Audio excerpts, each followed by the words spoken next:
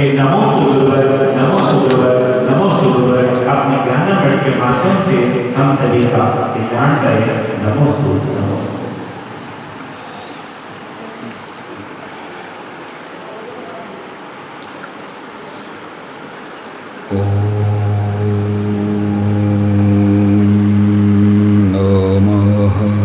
सिद्धेभ्यः ॐ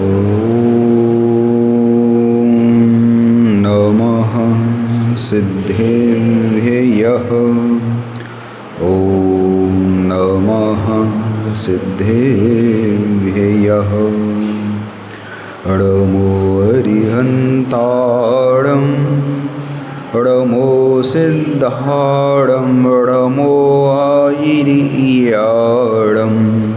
णमो वज्रायाणं णमो लोय सौवसाहूणम् अरहन्तभासयत्थं गणहरदेवेहि गन्थियं सम्मं वणमामि भक्तियुक्तो सुदनाणमहोबहं शिरसा। अनंतानंद सिद्ध परमेष्टि भगवंतों की, शाश्वत तीर्थराज श्री सम्मेद शिखर जी की जय। 24 तीर्थंकर भगवंतों की जय। हजारीबाग के मूल नायक श्री पार्श्वनाथ भगवान की। बोधि समाधि प्रदायिनी द्वादशांग जनवाणी माता की जय। परम पूज्य संत शिरोमणि आचार्य गुरुवर्षि विद्यासागर जी महाविराज की जय। परम पूज्य आचार्य गुरुवर्षि समय सागर जी महाराज की जय। 3 कम 9 करोड़ मुनिराजों की जय। नगर गौरव से प्रमाण सागर जी महाराज की जय।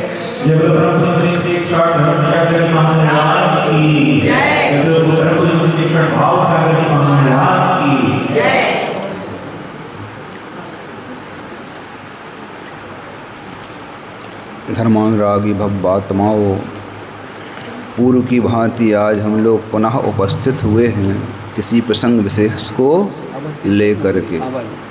ऊपर करो, ऊपर करो।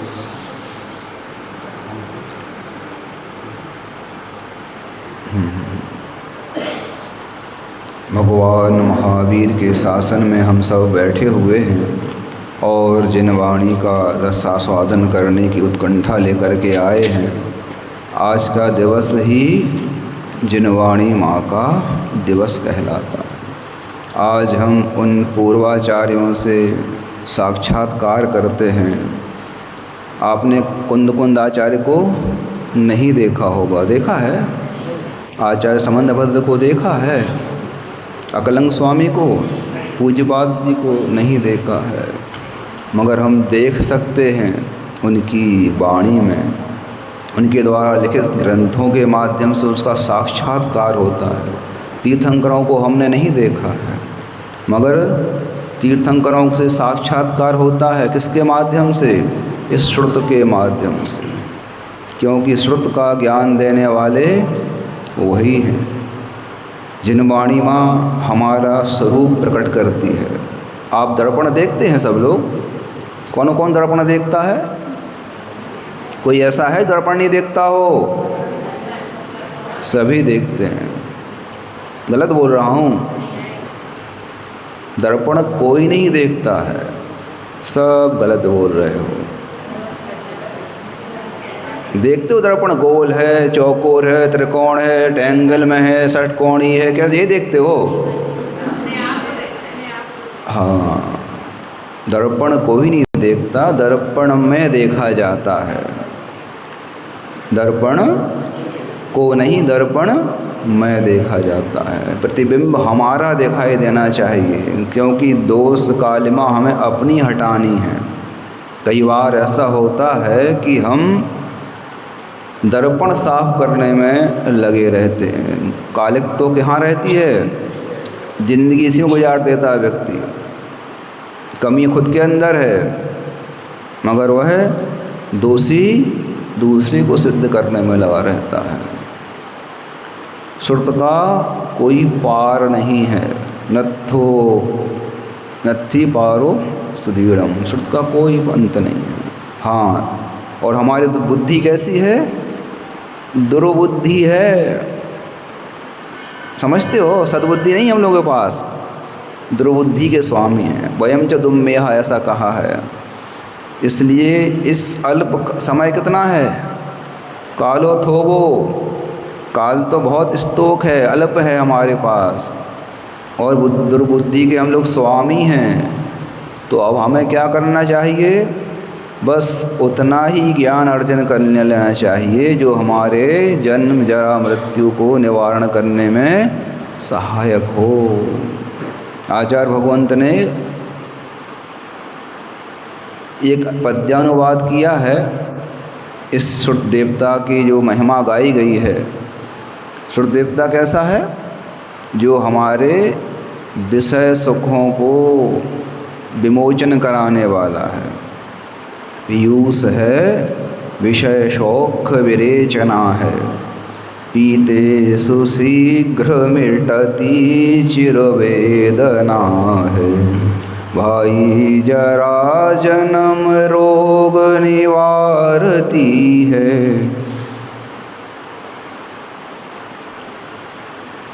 ऐसे कहा गया है कि यह जिनवाणी क्या करती है? जन्म जरा रोग, सबसे बड़े रोग कौन से हैं? हाँ, इसको निवारण करने वाला अगर कोई है तो कौन है? भगवान से बढ़कर उनकी वाणी होती है। भगवान व्यापक नहीं हैं, भगवान उतने व्यापक नहीं हैं। आज जिनवाणी है मगर भगवान हमारे सामने उपस्थित नहीं है। गुरु वाणी है, गुरु उपस्थित नहीं है। और भगवान तीर्थंकर जो तीर्थ के कर्ता होते हैं वह भी कैसे आगे बढ़ते हैं? इस श्रुत का आधार लेकर के। उनके सामने कोई आदर्श नहीं होता। जैसे हमारे सामने आज भगवान साक्षात आदर्श के रूप में उपस्थित हैं। परम गुरु जिसे हम बोलते हैं, परमादर्श बोलते हैं। आदर्श का मतलब समझते हो ना आप लोग? दर्पण, दर्पण का एक नाम क्या है पर्यायवाची? आदर्श। हम बोलते हैं हमारे आदर्श हैं, मतलब इनको देख करके हमने सीखा है चलना, उठना, बैठना, बोलना। तो ये हमारे गुरु, परम गुरु कहलाते हैं, परम आदर्श कहलाते हैं। उत्कृष्ट दर्पण, जिसमें हम सामान्य दर्पण तो हमें मात्र हमारे रूप का ज्ञान कराता है, और जिनवाणी माँ भगवान साक्षात हमारे स्वरूप का भान कराते हैं, हमें हम तक लाते हैं। आज ग्रंथालयों में संख्या उसकी पुस्तकों की बढ़ रही है मगर अध्ययन जीरो होता चला जा रहा है। आज सारी जिनवाणी, आप इस स्क्रीन को खोलो और पूरे ग्रंथ एक साथ उपस्थित आपके सामने हो जाएंगे, मगर मन की इतनी चंचलता है कि कुछ भी याद नहीं रहता। उस युग को याद करो जब शास्त्र लिखित नहीं हुआ करते थे, मात्र कर्ण परंपरा से ही हमको ज्ञान होता था। कर्ण परंपरा समझते हो? जैसे आजकल निंदा होती है ना, एक कान से सुन के चार कान, चार से पूरे पूरे विश्व में फैल जाती हैं। ऐसे ही जिनवाणी के पहले सद्बुद्धि थी लोगों के पास, और वह कर्ण परंपरा से श्रुत ज्ञान का प्रवाह निरंतर आगे बढ़ता चला गया। मगर पर काल का प्रभाव आया, जो जबरदस्त सक्षम हुआ करता था ज्ञान का व्यक्तियों के पास, आचार्यों के पास, वह धीरे धीरे इस काल के प्रवाह में आकर के कम होता चला गया। और धीरे धीरे घटता क्षोभसम स्मृति ज्ञान। पहले इतनी ज़बरदस्त स्मृतियाँ होती थी कि एक बार पढ़ा दिया वो कंठस्थ नहीं करते थे, मात्र सुनते नहीं थे और सुन के समझते ही नहीं थे, उसको कंठस्थ कर लेते थे। और मात्र कंठस्थ नहीं करते थे, हृदयस्थ कर लेते थे, अर्थात जीवन में उतार लेते थे। श्रुत का सही उपयोग तो वही है जो अपने जीवन में उतार लिया। अन्यथा वो जिनवाणी क्या है? कागज का एक ढेर मात्र है या अलमारी में रखा। अगर तुम्हारे जीवन में कुछ उसका अंश नहीं आ रहा है, इसका अर्थ क्या है? कोई कार्यकारी नहीं है। सामान से पुस्तक रखी है ना खाली, बिना लिखी हुई, जिनवा वो कागज़ रहते ना जैसे, उसी रूप में रखा समझ लो आप उसको भी। हमारे लिए कोई परिवर्तन लाने वाला है ही नहीं वो। जिनवाणी अगर मात्र आपने संग्रहित करके रख ली है पुस्तकालय में, तो इससे आपका कोई भी ज़्यादा प्रयोजन सिद्ध नहीं होगा जब तक कि आप उसको पढ़ेंगे नहीं। पढ़ने मात्र से भी नहीं होगा, सुनना भी है, सुनने के साथ उसको मनन चिंतन करना चाहिए, तब कहीं जा कर के वह श्रुत हमारे लिए जन्म जरा मृत्यु रूपी जो एक होता, आज का विश्व किस में लगा हुआ है? अणुबमों के निर्माण में लगा हुआ है। हिंसा के उपकरणों की तैयारियां ज़बरदस्त हर जगह चल रही हैं, मगर हमारे भगवान ने शांति और सुख का साम्राज्य स्थापित करने के लिए क्या बताया है? अणुबमों का नहीं, अणुव्रतों का साम्राज्य स्थापन करने के लिए कहा है। आप श्रावक हैं तो अपने जीवन में अणुव्रतों को धारण करो, तो आपके जीवन में सुख और शांति का साम्राज्य स्थापित होगा। नियम से होगा। ये जिनवाणी है भगवान की वाणी है, अन्यथा वादिनो जिनह, भगवान कभी अन्यथावादी नहीं होते। क्योंकि राग द्वेष जहाँ तक होता है तभी व्यक्ति कुछ अन्यथा कह सकता है। अब जिनके पास कोई मोह की श्रृंखला ही नहीं बची है, राग द्वेष है ही नहीं, तो वो क्यों झूठ बोलेंगे, क्यों किसी के वो करेंगे, चापलूसी करेंगे, किसी को खुश करने का पुरुषार्थ करेंगे? नहीं कर सकता। व्यक्ति जो वीतराग हो जाते हैं उनको इन सब चीज़ों से कोई प्रयोजन सिद्ध नहीं होता। एक बहुत अच्छा प्रसंग आता है, उसको कह के समापन करते हैं। अरे सुना तो रहा हूँ। आपने आदिनाथ भगवान के पुत्रों के बारे में सुना होगा। दो प्रमुख पुत्र हुए हैं, भरत और बाहुबली जी। जब भगवान को निर्वाण कल्याणक की प्राप्ति हो गई, आदि ब्रह्मा केवल कमलापति आदिनाथ भगवान को, तो इंद्रों ने आकर के पूरे ठाट बाट से क्या किया?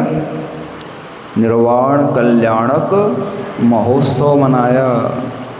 बड़े अत्यंत हर्षित भक्ति भाव के साथ मनाया कि धन्य है एक जीव ने अपने स्वरूप को प्राप्त कर लिया। दुख नहीं मनाया, आनंदित हुए। अपन महोत्सव मनाते हैं किस लिए? कि उन्होंने आज इस कर्म की श्रृंखला को, द्रव्य कर्म, भाव कर्म और नौ कर्म तीनों को त्याग करके, उनसे मुक्ति पा करके अपने अनंत सुख को प्राप्त कर लिया था। उसकी खुशी मनाई जाती है। जब इंद्र ने ये सब उपक्रम किया तो उनको एक कमी खली, और उन्होंने देखा, नोटिस किया, अरे इतना बड़ा महोत्सव हुआ, आज भगवान को निर्माण की प्राप्ति हुई है, एक कोई आत्मा अपने स्वरूप को प्राप्त कर ले गई है, मगर आज जो उनके पुत्र भरत दिखाई नहीं दे रहे हैं, इस महोत्सव में शामिल नहीं हुए हैं। क्या बात हो गई है? खोज हुई इनकी, पता चला कि वह एक एकांत में बैठे अश्रुधारा बहा रहे। इंद्र को बड़ा आश्चर्य हुआ, इसी भाव में मुक्ति को प्राप्त करने वाला व्यक्ति कितना मोह कर रहे हैं। एक पिता के जाने पर उनको बड़ा दुख हो रहा है, ऐसा लग रहा है। अवधि ज्ञानी तो वह उनके पास जाते हैं, स्वामिन कोई अपराध हुआ है क्या? कोई हम लोगों से भूल हो गई है? आप के आंसू एक कोई कथा कह रहे हैं, समझ में नहीं आ रहा, क्यों? आपकी व्यथा कथा क्या है? आपको दुख हो रहा है कि आज भगवान ने हमें छोड़ करके गमन कर दिया? तब भरत चक्रवर्ती उनको